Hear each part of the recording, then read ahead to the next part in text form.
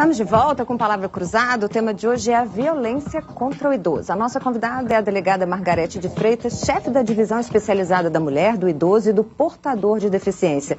Também participam do programa o jornalista Rodrigo Freitas, da Rádio Band News, a psicóloga Sandra Malé, membro do Conselho Nacional de Direitos do Idoso, e o jornalista Eustáquio Ramos, da Rádio Itatiaia. Você pode participar sempre pelo telefone ou então mandando mensagens e perguntas aqui para o nosso e-mail.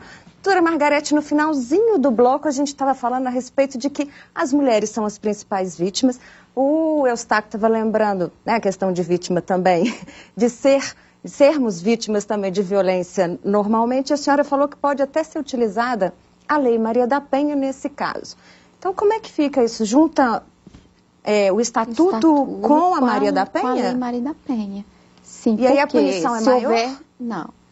Que a Lei da Maria da Penha ela não veio trazer punições, identificações, e sim conceitos, mecanismos, né, para serem usados aí no combate à violência contra a mulher. Aí no caso, então, por exemplo, o agressor ele pode ser proibido de chegar até, sei lá, quantos metros, né, que isso tem na Lei Maria da Penha, né? Por exemplo, um casal, né, de idosos, vamos supor que ele não seja idoso, mas ela tenha mais de 60 anos.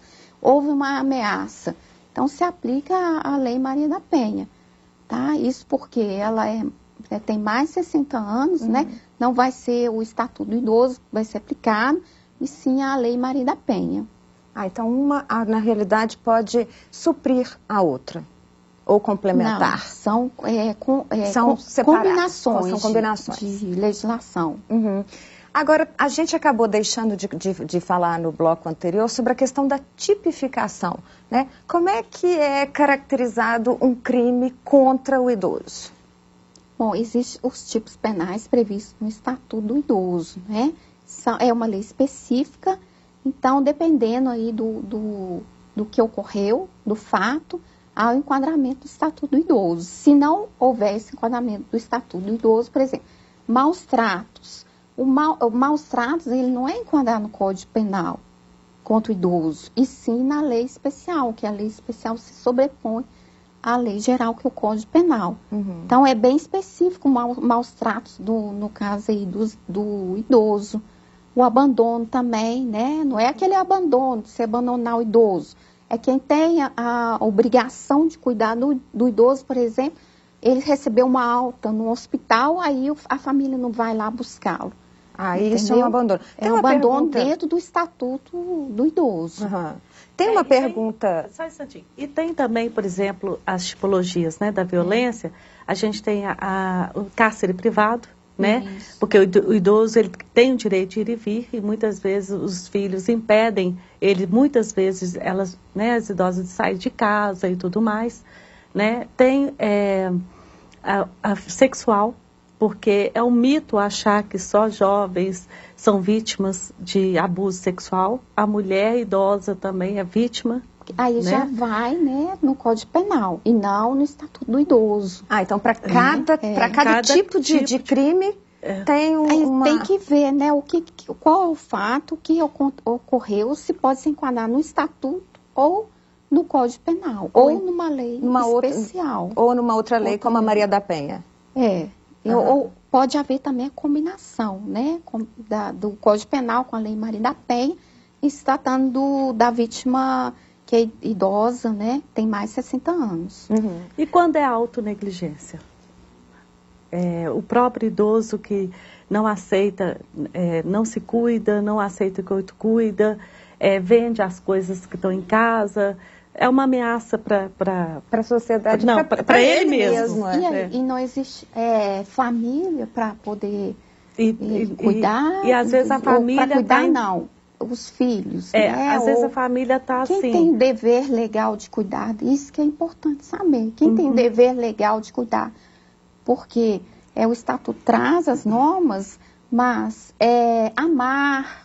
né, gostar, cuidar, isso aí a lei não impõe, não. Entendeu? Mas existe uma estrutura pública para abrigar esses idosos que são abandonados pela família ou que não tem mais família? Porque às vezes o idoso, né, tem seus filhos criados, às vezes os filhos já morreram, ou os filhos moram em outro estado, em outra cidade. Existe uma estrutura pública, municipal ou estadual para abrigar esses pode idosos? Responder melhor. Vamos dizer, asilos públicos ou abrigos públicos para os idosos? A política nossa é não institucionalizar.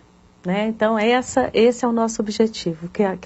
Agora, quando o idoso ele não tem o suporte, quando ele não tem ninguém para cuidar, a prefeitura está com um projeto muito interessante, que é um projeto cuidador. Então, ele manda para essa família um cuidador para fazer, e dependendo da condição desse idoso, da avaliação que é feita pelo núcleo do NASF, que é o Núcleo de Apoio à Saúde e Família, ele vai avaliar os critérios ali, quanto tempo que esse idoso precisa ser cuidado para ele permanecer na residência, para ele permanecer em casa. Então, esse cuidador é oferecido pela prefeitura, gratuitamente. Agora, se não tiver jeito mesmo, aí é o Ministério Público que vai intervir e falar assim, não, isso aqui é de medida de proteção. Aí ele vai para uma instituição de longa permanência para o idoso, que é uma ILPI. E em casos também de violência, né, a gente não tem um equipamento público para colocar esse idoso como a mulher tem. Né?